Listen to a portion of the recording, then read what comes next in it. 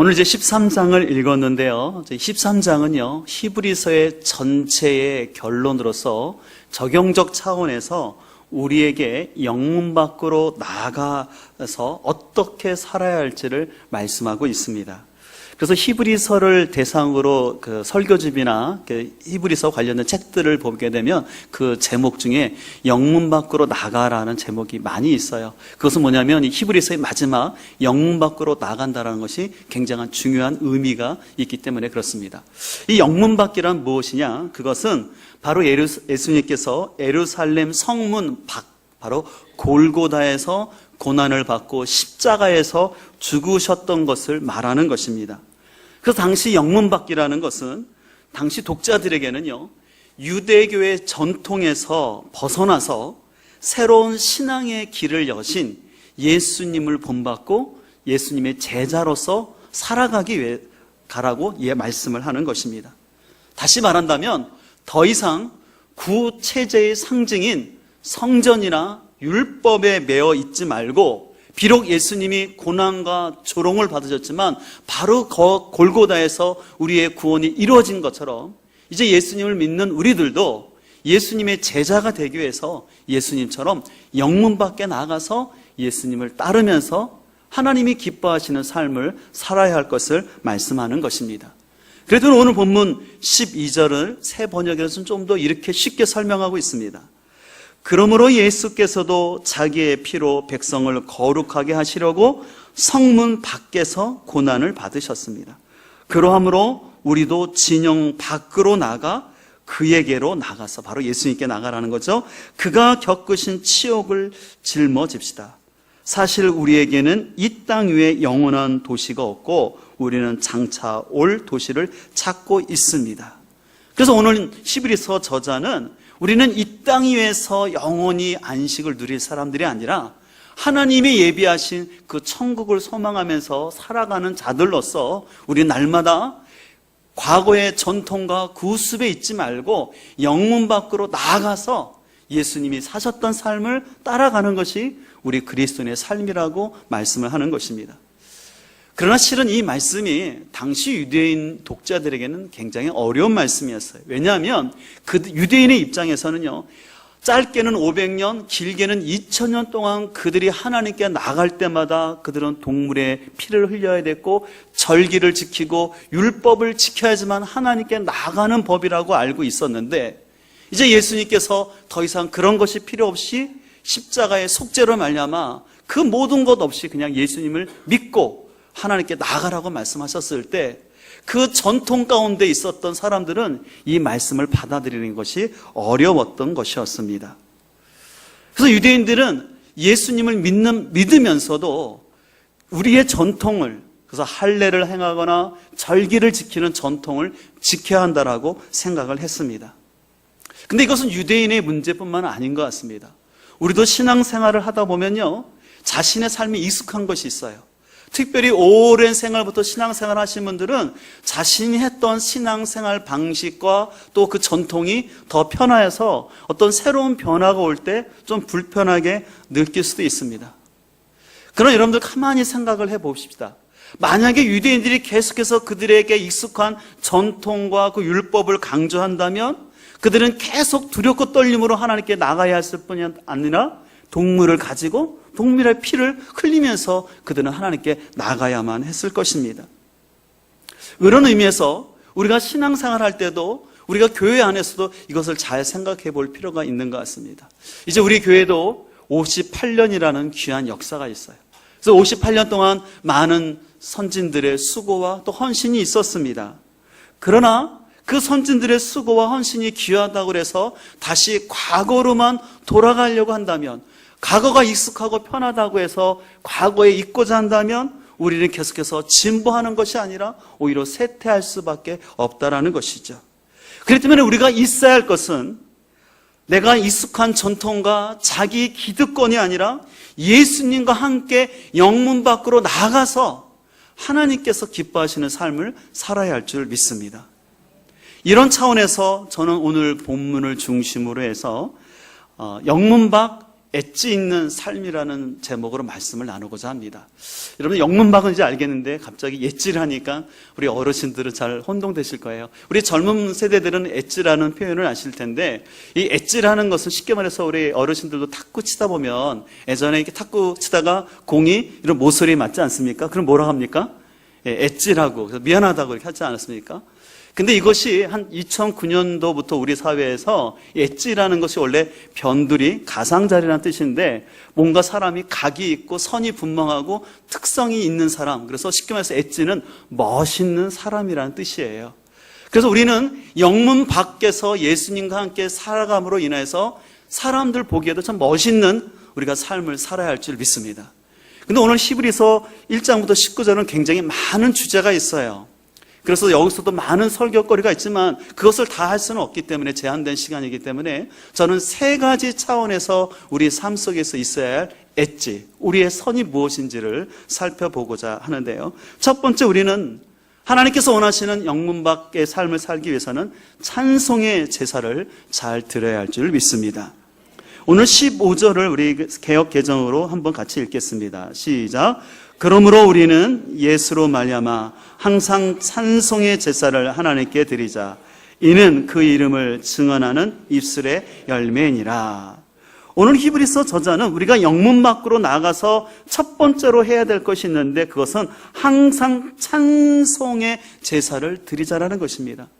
우리가 그동안 히브리서를 살펴본 것처럼 예수님의 그 완전한 속죄 사역으로 말미암아 더 이상 우리는 동물의 피와 절기가 필요 없습니다.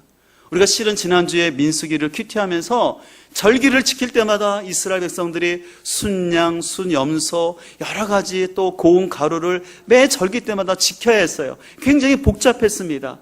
그리고 그것이 그냥 드려지는 것이 아니라 제사장에게 갖고 오면 제사장은 검토를 해서 이게 흠이 있으면 안 되고 또 새로 갖고 와야 되고 너무 불편하고 힘들었던 것이었어요. 근데 예수님께서 우리를 위해서 영원한 속죄의 피를 흘려주심으로 말미암아 더 이상 우리는 구약의 동물의 제사나 절기를 지키지 않는 자유를 주셨어요.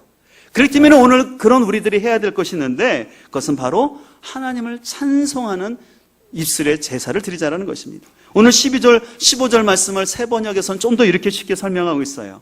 그러니 우리는 예수로 말미암아 끊임없이 하나님께 찬미의 제사를 드립시다. 이것은 곧 그의 이름을 고백하는 입술의 열매라는 것입니다.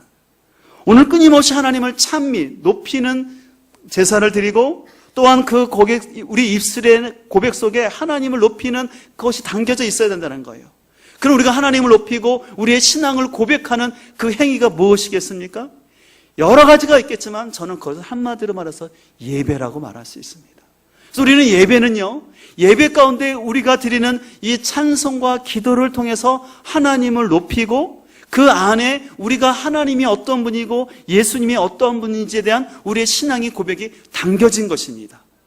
그런 의미에서 우리가 영문 밖에서 살 때 제일 먼저 중요한 것은 온전한 예배의 삶을 드리는 것입니다. 근데 이 온전한 예배의 가장 중심은 뭐냐면, 자기 만족이 아니라 찬송의 대상이 되시는 하나님 중심이어야 된다는 것입니다. 이게 예배의 핵심이에요. 예배는 최고의 가치를 가지신 그 하나님께 최고의 곳으로 영광을 돌리는 게 예배입니다.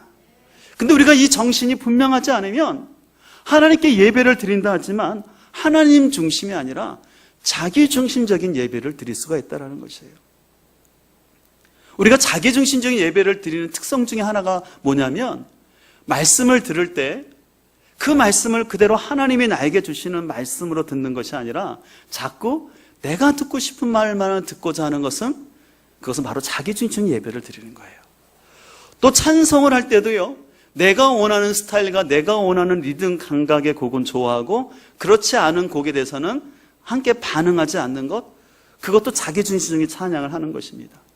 비근한 예로 한국교회에서 이런 논쟁이 있었어요. 어떤 사람들은 이 찬송가에서 있는 곡만이 하나님을 높이는 곡이다. 그래서 예배 시간에는 이 찬송가에 있는 곡만 찬양해야지, 우리가 흔히 말하는 복음성가나 CCM 같은 걸 찬양 드리면 그건 하나님께서 기뻐하지 않는 것이다. 그리고 찬송가만이 전통이다라고 얘기하는 사람들이 있었어요.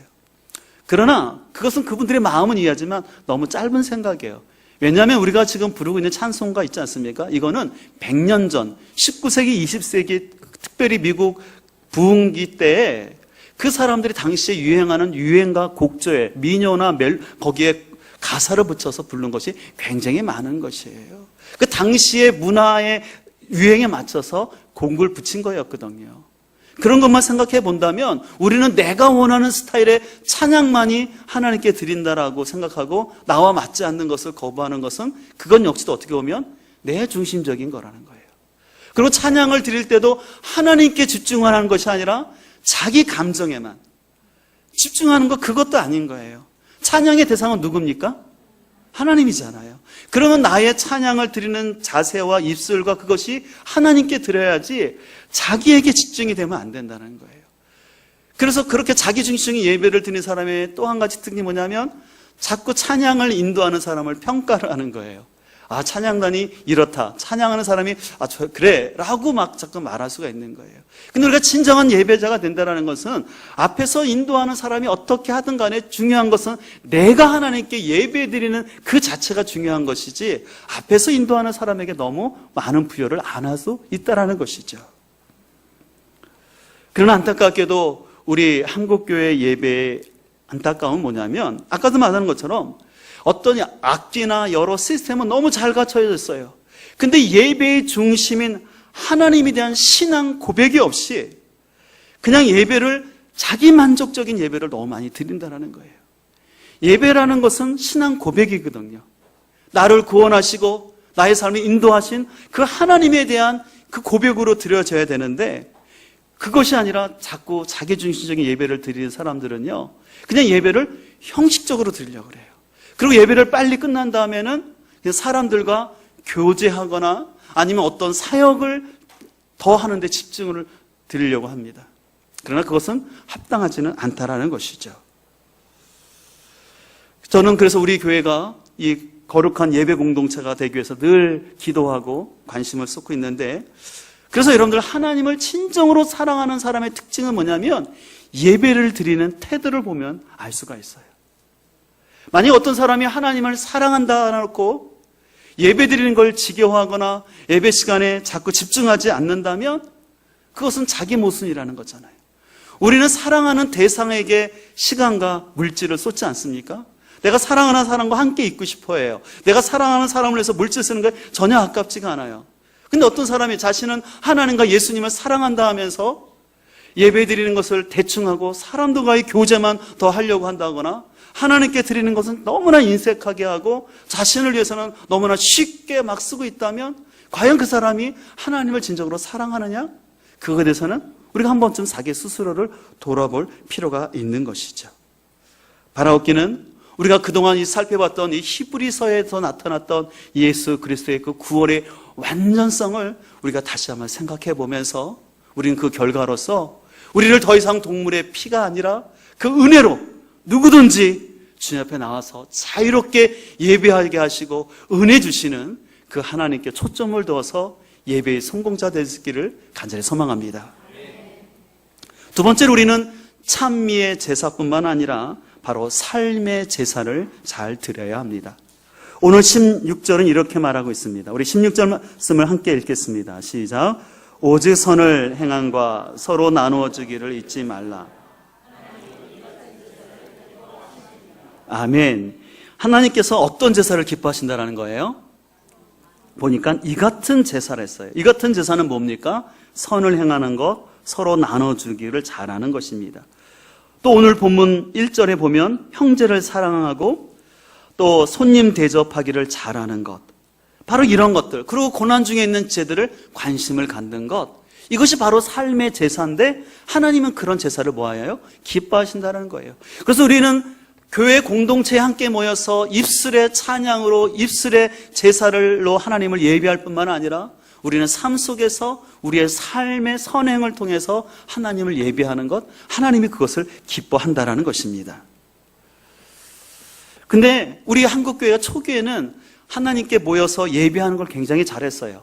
근데 이에 반해서 이 삶의 제사는 좀 부족한 부분이 있었어요. 그래서 진보적인 신앙을 가진 교단에서는 좀 더 사회 정의와 또한 선한 사마리아처럼 사회에 구제하고 봉사하는데 초점을 두었습니다. 근데 그거 진짜 좋은 현상이었어요. 근데 문제는 이 시간이 지나다 보니까 거기에서 어떤 오류가 나타났냐면, 적극적인 선행을 강조하는 사람들 중에는 우리가 성경을 많이 하는 게 중요한 게 아니다. 우리가 많이 예배를 드리더라도 삶이 변하지 않는다면, 삶의 선한 모습이 없다면 그것이 무슨 그리스도이냐. 그래서 아는 것보다 중요한 건 실천이다. 그래서 사랑을 실천을 많이 하는 것이 그리스도인이다라는 것을 강조한 것이었어요. 근데 문제는 이렇게 실천만을 강조하다 보니까 또 다른 공로주의, 또 다른 율법주의가 나온다는 것이에요. 그리고 결정적인 문제는 그 사람들은 선하고 착한 걸 굉장히 강조해요. 그러나 제가 복음학교에서 강조하지만, 여러분, 선하고 착하다는 기준이 뭘까요? 그건 너무나 주관적인 것이에요. 근데 문제는 자꾸 사람들이 교회를 어떻게, 또 신앙인들을 어떻게 생각하냐면, 구제하고 봉사하고 착한 일을 하면 그것이 신앙인의 모습이고, 그것이 교회의 참된 모습인 것처럼 자꾸 얘기하는 거예요. 세상도 어떻습니까? 교회가 복음을 전파하는 일은 싫어해요. 그러나 교회가 어느 어려운 사람을 도와줬고 양로원을 방문했다? 그러면 굉장히 좋아하는 거예요. 근데 그 모습 속에는 어떤 문제가 있냐면, 세상은 교회로 하여금 진리 대신 십자가는 얘기하지 말라는 거예요. 그거 십자가 얘기하지 말고 그냥 교회는 착한 일, 좋은 일 하라는 거예요. 근데 문제는 성도들 가운데도 그런 생각이 있는 분들이 있어진다는 거예요. 십자가의 복음, 그동안 히브리서에서 그렇게 강조했던 그 구속의 사건에 대한 의미는 잊어버리고 그냥 착하게 선행을 베푸는 것이 교회인 것처럼 교회를 바라보고 또 사람을 평가한다는 것입니다. 우리가 진정으로 하나님께 찬미의 제사를 드리는 삶은요, 삶 속에서 당연히 삶으로 선행을 나타날 수밖에 없는 거예요. 근데 그것은 하나님께 예배를 드리고 그래서 거기서 주어주신 은혜로 말미암아 그 빛을 받아서 우리가 은혜를 같이 나누는 것이지, 그 은혜 없이 내 의로 하게 되면 그게 또 다른 나의 의가 되고 공로가 된다는 것이에요. 그래서 우리가 그런 부분에서는 분별을 해야 되는 것입니다. 이런 차원에서 사도 바울은 로마서 12장 1절과 2절에서 우리가 삶에서 어떻게 예배를 드려야 할지 아주 구체적으로 말씀하고 있습니다. 세 번역은 이렇게 말하고 있습니다. 형제자매 여러분, 그러므로 나는 하나님의 자비하심을 힘입어 여러분에게 권합니다. 여러분의 몸을 하나님께서 기뻐하실 거룩한 산 제물로 드리십시오. 이것이 여러분이 드려야 할 어떤 예배입니까? 합당한 예배라는 거예요. 근데 그 합당한 예배를 위해서 2절 말합니다. 여러분은 이 세대를 풍조를 뭐 하십니까? 본받지 말라라는 것이에요. 그리고 마음을 새롭게 함으로 변화를 받아서 하나님의 선하시고 기뻐하시고 완전하신 뜻이 무엇인지 분별하도록 얘기하는 것입니다. 그래서 우리 이 세상에서 선한 삶을 살기 위해서는 먼저는 이 세상의 풍조, 다시 말해서 세상의 인본주의고 세속적인 가치관을 따르지 말고 분별하라는 것이에요. 그래서 우리가 어떻게 나누고 무엇을 나눠야 할지 분별 있게 행해야 된다는 것입니다. 아시는 것처럼 우리 교회는 그동안 지역사회에 대한 관심을 가지고 사회복지재단을 통해서 좀 지역을 많이 섬겨왔어요. 그래서 또 우리 시에서도 인정을 받고, 그래서 우리가 노인대학과 또 도시락 배달을 했어요. 그래서 이제는 좀 더 시대의 변화에 맞춰서 또 지역의 필요에 맞는 맞춤형 복지를 하려고 하는데, 실은 이제 저 개인적으로 교회의 장래를 위해서 계속 기도하고 있는 가운데 지난 6월 달 금요 성령 집회를 마치고 기도하는 가운데 하나님께서 이렇게 마태복음 5장 14절의 말씀을 이렇게 생각이 나게 하셔서 그 말씀을 봤는데, 그 말씀은 바로 너희는 세상의 빛이라는 그런 말씀이었어요. 그래서 저는 그 말씀에 더욱더 확신을 가지고 우리가 지역사회를 섬기기 위해서 우리가 그동안 기도하고 준비했던 위즈덤 하우스를 좀 축소시키고 그 예산을 줄여서 오히려 다른 곳에 우리 우체국 건물을 매입을 해서 지역 주민을 위한 공간으로 더 써야 되겠다는 결정을 확실하게 해왔습니다. 왜냐하면 교회 안에 위즈덤 하우스를 지어놓고 거기서도 지역 주민으로 오라 할 수 있지만 지역 주민들이 실은 교회이기 때문에 오기가 어려워요. 근데 오히려 기존에 있는 우체국 건물이기 때문에 또 접근성도 훨씬 쉽기 때문에 그곳을 저희가 지역을 위해서 봉사하려고 합니다. 이를 위해서 지금 도서관 개관 준비를 하고 있는데, 그러나 이것을 하면서도 제가 늘 기억하는 것은 교회의 본질은 복지가 아니라는 것이에요. 필요한 것이지만 교회의 본질은 그것이 아니에요.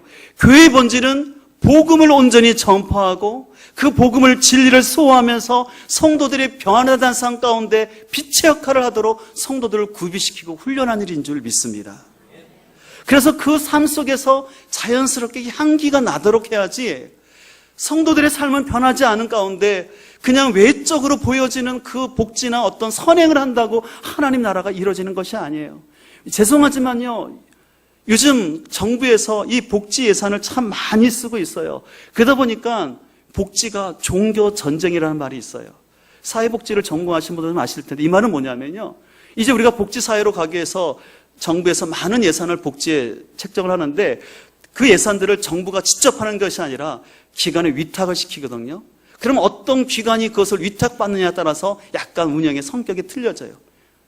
예를 들어서 원불교 재단에서, 아니면 불교 재단에서, 가톨릭에서, 개신교에서 그것을 기금을 받아서 운영하는 데 따라서 각각의 색깔이 틀려지는 거예요. 그래서 실은 이 복지가 종교 전쟁이라는 말을 이미 하고 있는 게 실정이에요.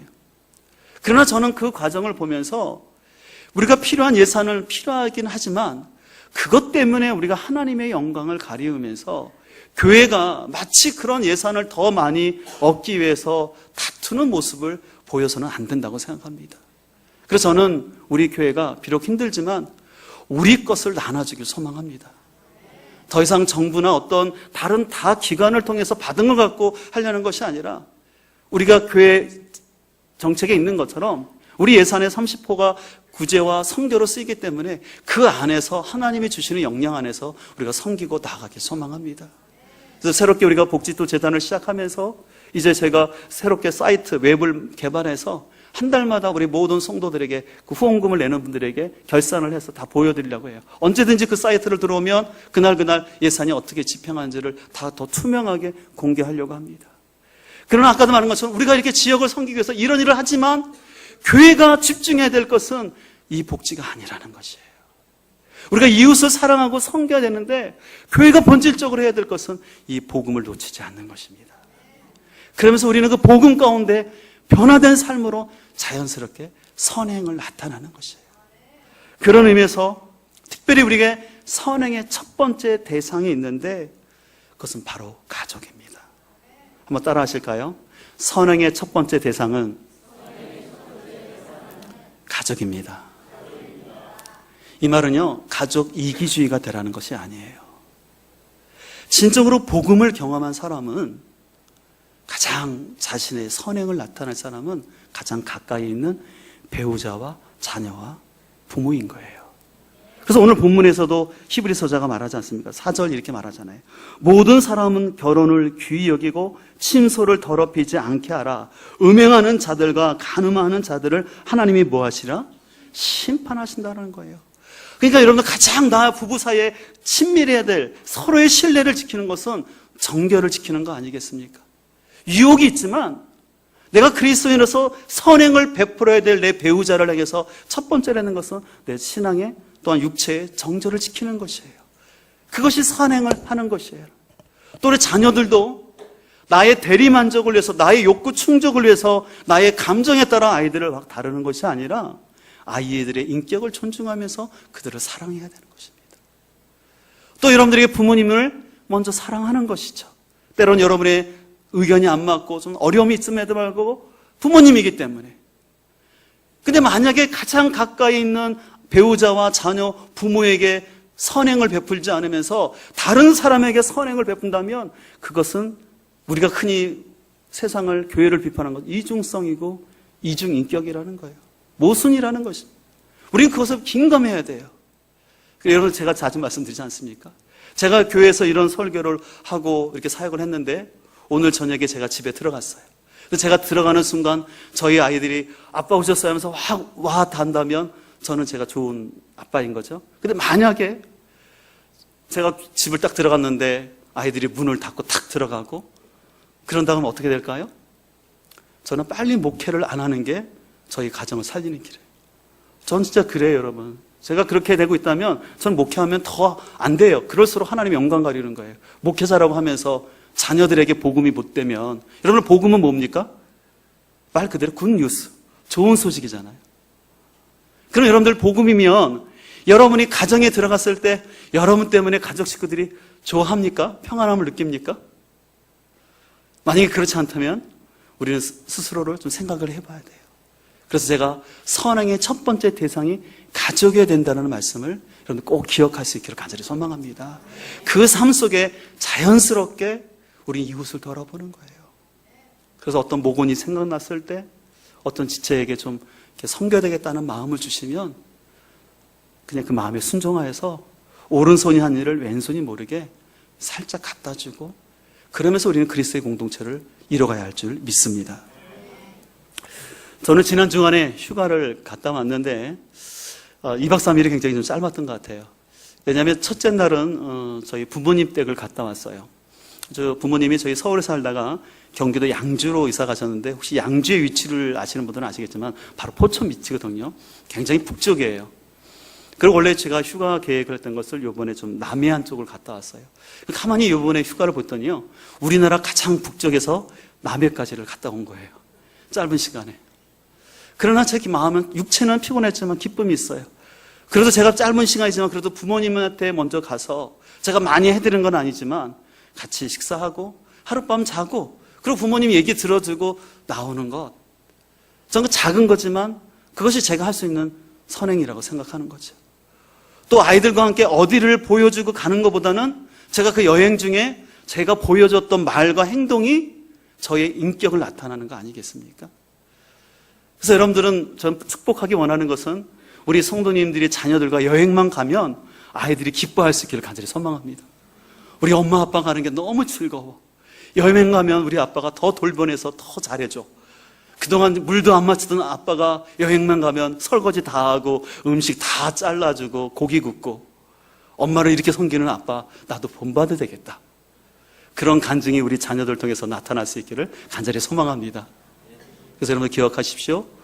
우리가 삶의 제사가 첫 번째 장소는 가정임을 기억하시고 가정에서 이런 은혜가 있기를 간절히 소망합니다.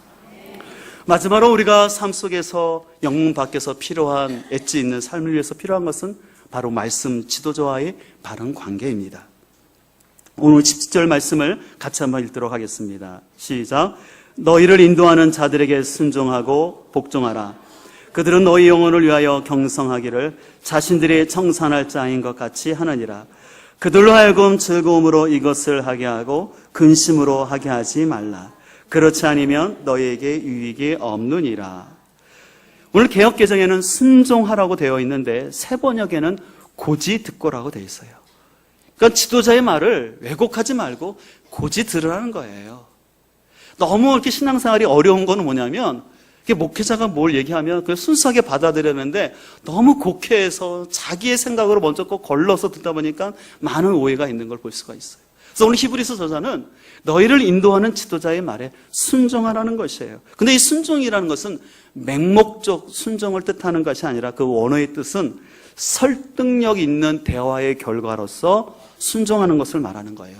다시 말해서 어떤 문제가 발생했었어요. 어떤 충돌하는 의견이 있었을 때 목회자와의 대화를 통해서 왜 목사님이 그런 지도자들이 그렇게 생각하고 그런 말을 했는지 설명이 되었을 때 그것을 이해하고 따르는 것이 순종이라는 것이에요. 근데 히브리서자는 이 순종으로 끝나지 아니하고 또 뭐 하라고 합니까? 복종하라는 것이에요. 이 복종은 그거 순종보다는 더 한 단계 나가는 것으로서 하나님이 세우신 권위자이기 때문에 때로는 내가 이성적으로 이해가 안 간다 할지라도 하나님이 세우신 그 질서이기 때문에 따르는 것, 이것이 복종이라는 것이에요. 그러나 권위에 상처가 있는 사람들 중에는요, 이 순종이라는 단어 같은 걸 싫어해요. 아니면 순종까지는 괜찮은데 이런 복종이라는 단어를 나오게 되면 자기도 모르게 불편해하고 마음속에 이렇게 올라오는 분들이 있어요. 그런 분들은 좀 상처가 있으신 분들이에요. 권위자인 부모로부터 아니면 학교로부터 어떤 상처가 있기 때문에 그러는데, 여러분들 권위라는 것은 나쁜 게 아니에요. 권위주의는 잘못된 거지만 권위는 꼭 필요한 것입니다. 왜냐하면 하나님께서는 이 땅을 움직이실 때 교회를 세우시고 그 교회 공동체를 더 안전하게 지키고 보호하기 위해서 하나님의 영적 지도를 세우시고 그들을 통해서 우리를 하나님 나라를 공동체를 이끌어가도록 하나님의 권위를 부어하신 줄 믿습니다. 우리가 그동안 민수기를 또 보면서 알겠지만 이스라엘 백성들 가운데 고라 자손의 그 일탈들을 아실 거예요. 이 고라 자손들은 하나님이 세우신 그 권위를 인정하지 아니하고 자신들도 그런 리더가 될 수 있다라고 불평하고 원망을 하다가 결국은 그들뿐만 아니라 그 불평에 동참했던 백성들이 그 1세대들은 결국은 다 광야에서 실패하는 인생이 됐다는 거예요. 너무나 억울하지 않습니까? 출애굽하면 뭐합니까? 가나안을 들어가야 되지 않겠습니까? 근데 그 하나님이 세우신 권위를 인정하지 아니하고 불평하고 원망하다가 결국은 자신뿐만 아니라 거기에 있는 동조했던 사람까지 못 들어가게 했던 역사를 우리는 잘 기억을 해야 됩니다. 특별히 오늘 히브리서자가 이 이야기를 했던 이유는요, 오늘 히브리서를 읽고 있는 공동체 안에도 이런 문제가 생각이 났어요. 그건 뭐냐면 오늘 말씀하신 것처럼 7절을 보시면 하나님의 말씀을 너희에게 일러주고 너희를 인도하던 자들을 생각하며 그들의 행실의 결말을 주의하여 보고 그들의 믿음을 본받으라 라고 했어요. 이것은 뭐냐면 이미 다른 귀한 리더들이 하나님의 말씀을 전했거든요. 근데 여기에 거짓 교사들이 등장하여서 예수 그리스도의 십자가 말고도 할례를 행해야 된다, 안식일을 지켜야 된다라고 거짓 메시지를 했는데 거기에 넘어가는 성도들이 있었어요. 그러면서 그들은 거예요. 우리에게 이 복음을 전했던 사람들은 뭔가 실력이 없는 사람들이다. 그래서 우리가 전통이 더 중요하다고 생각하면서 과거의 잘못된 메시지에 또 그들이 현혹되고 있었던 것이었습니다. 우리가 참된 지도자와 거짓 지도자를 잘 분별해야 되는데 참된 지도자와 거짓 지도자의 분별 중에 하나는 뭐냐면 영혼에 대한 책임성입니다. 그래서 오늘 보면 17절을 보면 이렇게 말씀하고 있어요. 너희를 인도하는 자들에게 순종하고 복종하라. 그들은 왜냐하면 너희 영혼을 위하여 경성하기를 자신들이 청산할 자인 것 같이 한다. 이 경성한다는 건 지키고 보호하는 파수꾼의 역할을 한다는 거예요. 왜냐하면 나중에 하나님 앞에 가서 뭐 하기 때문에 계산을 해야 될 사람인 것처럼. 그러니까 하나님께서 맡겨진 영혼들에 대해서 그 사람들이 책임을 져야 될 입장이기 때문에 그 영혼들을 위해서 늘 노심초사하고 그들을 위해서 기도하고 권면하기 때문에 너희가 그것을 잘 받아들여야 된다는 것입니다. 그러나 안타깝게도 이 히브리서 독자들 중에서는요, 거짓 사도들의 말을 따랐던 사람들이 있었어요. 거짓 사도들은 특징이 말을 잘하거든요. 그리고 스펙이 흔히 말을 좋아하거든요. 그러니까 거기 넘어갔던 것이에요. 근데 거짓 사도들의 특징은 뭐냐면 영혼에 대한 책임성이 아니라 자기의 의의와 지식을 자랑하는 거예요. 그리고 자신의 명예, 그리고 불의한 싹스에 관심을 뒀던 것이 거짓 교사들이었는데 안타깝게도 히브리서 독자들 중에는 거기에 거기에 넘어가는 사람이 있었다는 것이에요. 그렇지만 오늘 히브리서자는 말합니다. 너희를 인도하는 지도자들이 근심 가운데, 탄식 가운데 사역하지 않도록 그들이 즐거움으로 사역할 수 있도록 너희가 반응을 해야 된다는 거예요. 만약에 여러분을 인도하는 그 지도자들이 여러분을 생각할 때마다 근심과 탄식 가운데 사역한다면 결코 여러분에게 유익함이 없다라고 얘기하는 것입니다. 그래서 여러분들은 우리는 이런 부분에 있어서 말씀을 가르치는 지도자의 관계를 잘 해야 됩니다. 이제 9월 4일 한 2주가 되면 저도 우리 교회에 부임한 지 만 6년이 지나게 되는 것 같아요.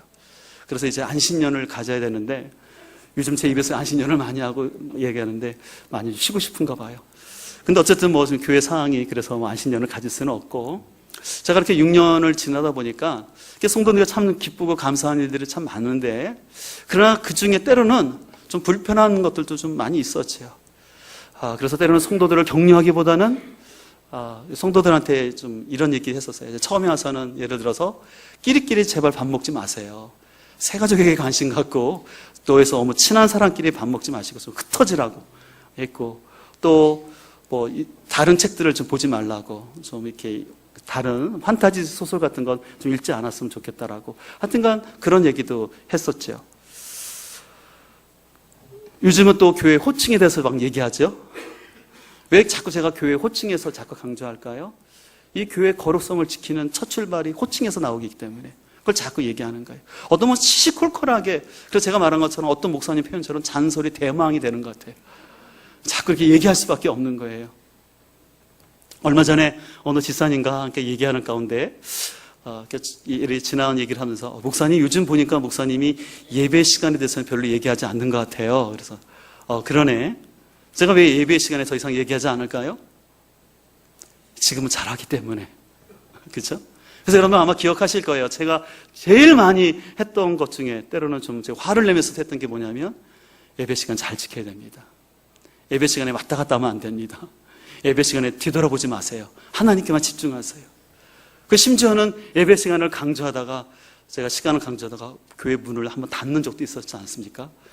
그것 때문에 참 오해가 생겨서 참 제 본심을 모르고 저도 참 인격적인 모욕을 듣는 말들도 듣고 참 어려운 일이 있었지만, 그러나 지나고 보니까 그런 부딪힘이 있었겠지만 그렇기 때문에 더 우리 예배가 더욱더 안전해진 줄 믿습니다.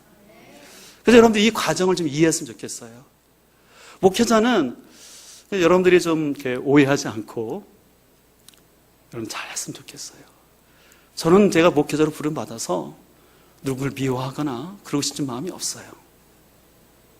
그러나 제가 영혼들은 사랑하지만 말씀에 벗어난 것에서는 제가 그냥 다 잘했다 말할 수 없는 거예요. 왜냐하면 우리는 같이 믿음의 경주를 가야 되기 때문에. 그까지 가나안 들어가야 되지 않겠습니까? 그러다 보면은 때로는 여러분들 불편한 소리 들을 수 있어요. 근데 그것을 잘 소화하면 우리가 더 성장하고 아름다울 줄 믿습니다. 근데 그것을 잘 극복하지 못하면 중간에 탈락할 수밖에 없는 거예요.